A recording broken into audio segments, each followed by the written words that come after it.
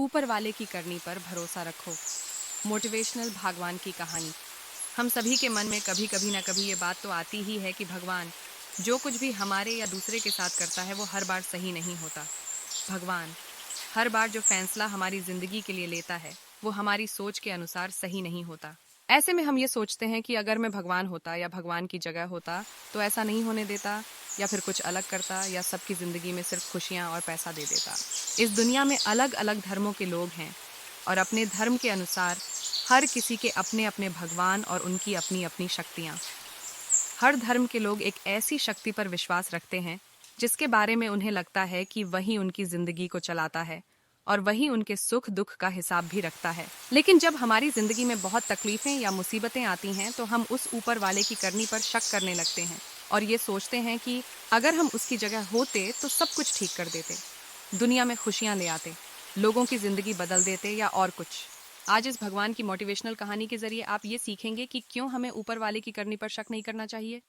वो जो करता है उसके पीछे कुछ ना कुछ कारण होता है। ये मोटिवेशनल भगवान की कहानी खास तौर पर उन लोगों के लिए है जिन्हें भगवान पर विश्वास होता है और जो ये मानते हैं कि ऊपर वाले वाला हमारे साथ जो करता है वो हमारे कर्मों का ही फल होता है।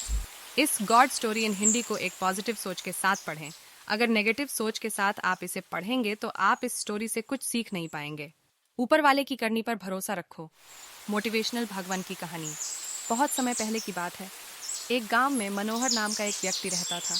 वो गांव में रहकर की छोटा मोटा काम करके अपना जीवन यापन करता। मनोहर भगवान पर बहुत विश्वास रखता था।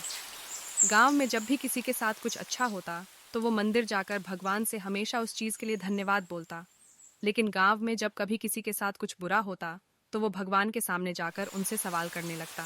सवाल करने के बाद वो अक्सर ये बोलता कि भगवान आपने उनके साथ अच्छा नहीं किया, अगर आपकी जगह में होता तो सब कुछ ठीक कर देता। मनोहर के सवाल करने की इस आदत से तंग आकर एक दिन भगवान उसके सामने प्रकट हो गए। उन्हें देखकर मनोहर आश्चर्य से भर गया। भगवान बोले, मनोहर तुम हमेशा किसी का बुरा होने पर मेरे पास आकर मुझसे सवाल करने लगते हो और ये सोचते हो कि अगर तुम मेरी जगह होते तो सब कुछ सही होता। जैसा तुम सोचते हो ये सब उतना आसान नहीं है। मुझे हर किसी के लिए सही व्यवस्था करनी पड़ती है।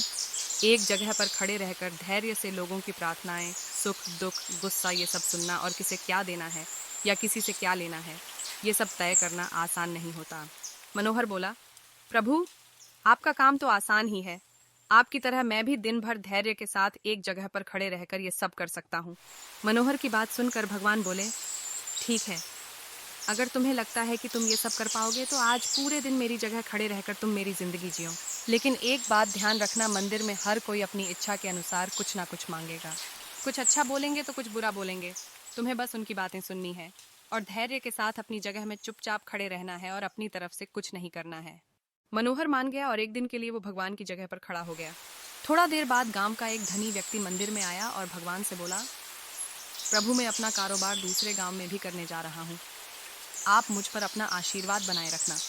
प्रार्थना पूरी करने के बाद जब वो धनी व्यक्ति भगवान के पैर छूने के लिए नीचे झुका तो उसकी जेब से पैसों की एक गड्डी गिर गई। उसने उस पर ध्यान नहीं दिया और चला गया। भगवान की जगह पर खड़ा मनोहर ये सब देख रहा था और उसने सोचा कि उसे पैसे गिरने की बात बता देनी चाहिए, लेकिन शर्त के अनुसार उसने ऐसा करना उचित नहीं समझा। उसके जाने के तुरंत बाद मंदिर में एक गरीब व्यक्ति आया और उसने भगवान से कहा, प्रभु गरीबी के कारण मेरे परिवार को 2 वक्त की रोटी मिलना भी बहुत मुश्किल हो गया है और ऐसे में मेरी माँ भी बीमार हो गई है। उसके इलाज के लिए भी मेरे पास पैसे नहीं हैं। प्रभु मेरी मदद करिए। ऐसा कहकर जब वो गरीब व्यक्ति भगवान के चरण छूने लगा तो उसकी नजर उन गिरे हुए पैसों पर पड़ी और भगवान का आशीर्वाद समझकर उसने वो रख लिए। मनोहर इस बार भी कुछ नहीं बोला और उसने गरीब व्यक्ति को वो पैसे ले जाने दिए। थोड़ा देर बाद मंदिर में एक व्यापारी आया जो कि समुद्र के रास्ते अपना व्यापार किया करता था। भगवान के पास आकर वो बोला, प्रभु व्यापार की वजह से मैं 1 महीने के लिए समुद्र की यात्रा पर जा रहा हूँ। मेरी गैरहाजिरी में आप मेरे परिवार का ध्यान रखना और मेरी यात्रा को भी सुरक्षित बनाना। वो व्यापारी जैसे ही प्रार्थना पूरी करके मंदिर से निकलने लगा, इतने में वो धनी व्यक्ति पुलिस लेकर मंदिर में आ गया और उस व्यापारी की तरफ इशारा करते हुए बोला, मेरे बाद इस मंदिर में यही आया है और मेरे पैसों की गड्डी इसे ही मिली होगी, आप इससे पूछताछ करिए। उस व्यापारी ने पुलिस को काफी समझाया कि वो गड्डी उसके पास नहीं है, लेकिन पुलिस ने उसकी एक ना सुनी और उसे पकड़ कर ले जाने लगे। भगवान बने मनोहर से ये सब देखा नहीं गया, क्योंकि उसकी आंखों के सामने अन्याय हो रहा था और वो सोचने लगा कि अगर अब मैं कुछ नहीं बोला तो एक बेकसूर व्यक्ति को सजा मिलेगी और जो कसूरवार है वो आराम की जिंदगी जिएगा। ऐसा सोचकर मनोहर बोल पड़ा और उसने सारी बात बता दी। पुलिस उस गरीब व्यक्ति के पास गई और उससे पैसे लाकर उस धनी सेठ को दे दिए।